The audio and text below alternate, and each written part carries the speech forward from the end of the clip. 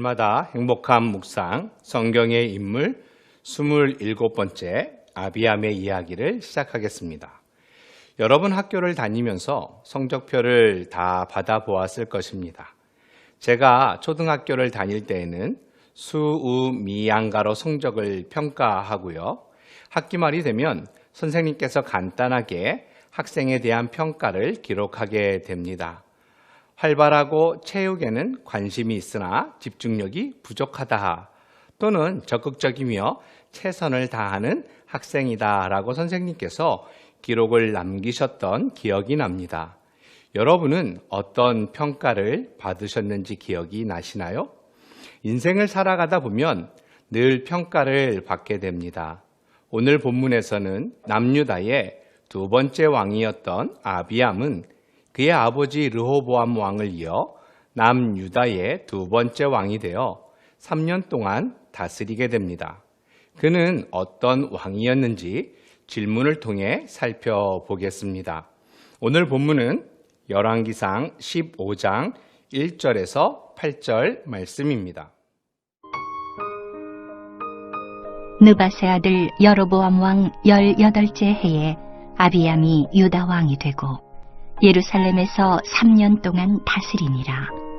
그의 어머니의 이름은 마아가요 아비살롬의 딸이더라.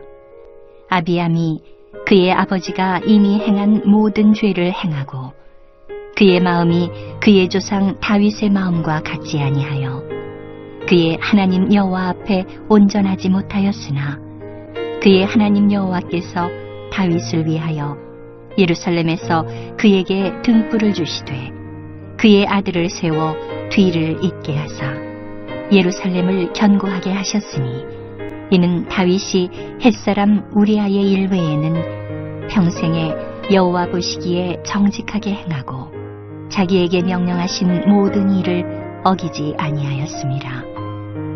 르호보암과 여로보암 사이에 사는 날 동안 전쟁이 있었더니 아비암과 여로보암 사이에도 전쟁이 있으니라.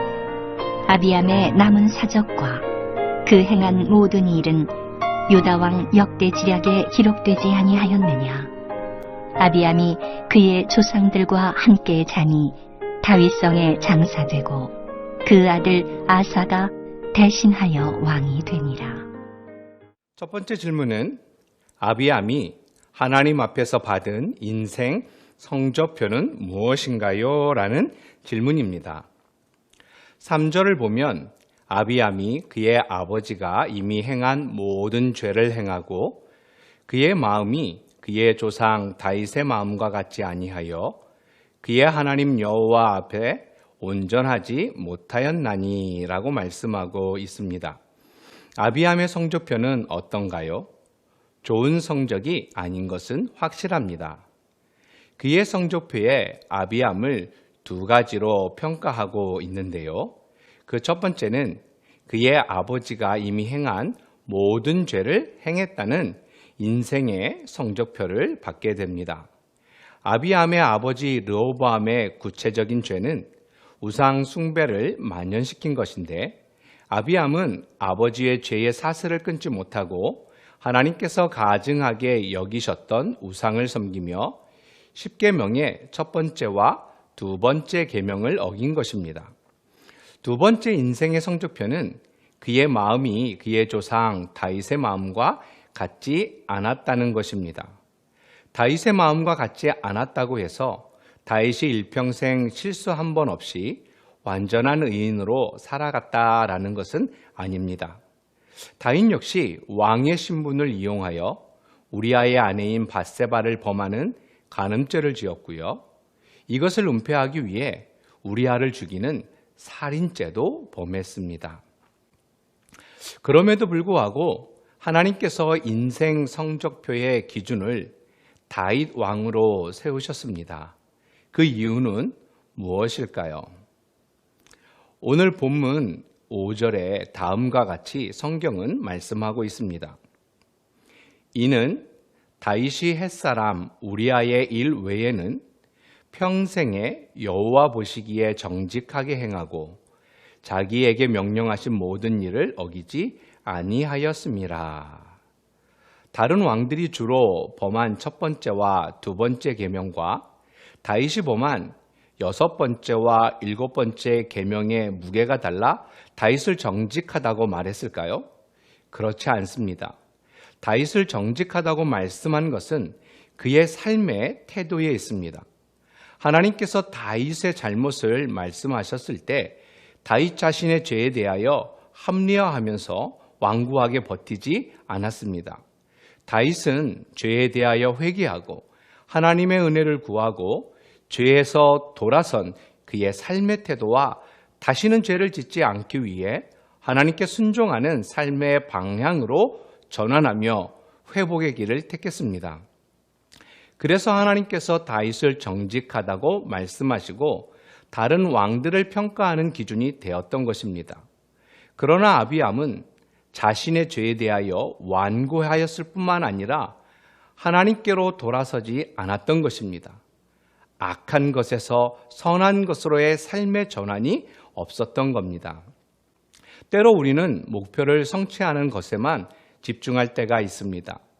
그러다 보면 동기와 가정을 무시하고 목표를 달성하기 위해 하나님 앞에 범죄하고 죄를 짓기도 합니다. 바리새인과 서기관은 그런 사람들이었습니다. 기도하고 11조를 드리고 구제하는 일에 힘썼고 예배하는 일에 힘썼지만 종교적인 행위는 정말 훌륭했습니다. 그럼에도 불구하고 예수님께서 그들을 책망한 것은 무엇 때문일까요? 그들의 동기와 가정이 하나님께 온전하지 못했기 때문입니다. 그들은 이미 잘못된 출발선에 서 있습니다. 거짓되고 잘못된 삶의 태도를 지적하셨던 것입니다. 하나님께서는 무엇을 성취하느냐의 중요성보다 삶의 태도와 과정을 매우 중요하게 생각하십니다. 우리가 하나님 앞에 잘못된 삶의 태도를 가지고 죄를 짓고 있다면 다윗의 모습을 보면서 우리 자신의 삶을 돌아볼 수 있어야 합니다. 뉘우치고 하나님께로 돌아가는 삶의 태도와 함께 우리의 악함을 인정하고 하나님을 의지하는 사람이 되어야 할 것입니다. 혹시 우상을 섬기는 죄가 있다든지 마음의 간음, 그리고 거친 말로 누군가에게 상처를 주었고 거룩하지 못한 삶의 태도가 있다면 하나님께 회개하며 용서와 은혜를 구함으로 다윗과 같이 정직한 자라는 성적표를 받고 행복한 하루가 되기를 바랍니다. 두 번째 질문은 하나님께서 죄를 범한 아비암을 멸하지 않으신 이유는 무엇인가요?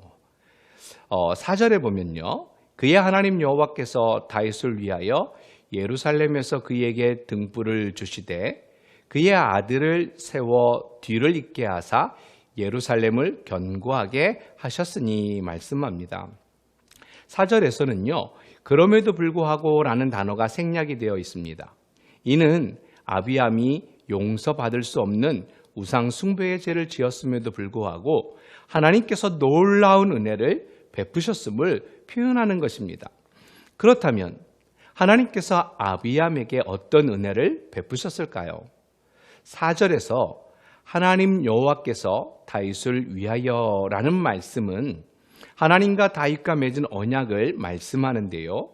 남유다 왕조가 르호보암 왕에서 아비암으로 그리고 아사 왕으로 계속 유지될 수 있었던 것은 왕들이 하나님 보시기에 좋아서가 아니라 다윗과 맺은 언약, 즉 그의 나라와 왕위를 영원히 견고하게 하리라는 언약을 성실하게 이행하신 하나님의 은혜의 결과였던 것입니다.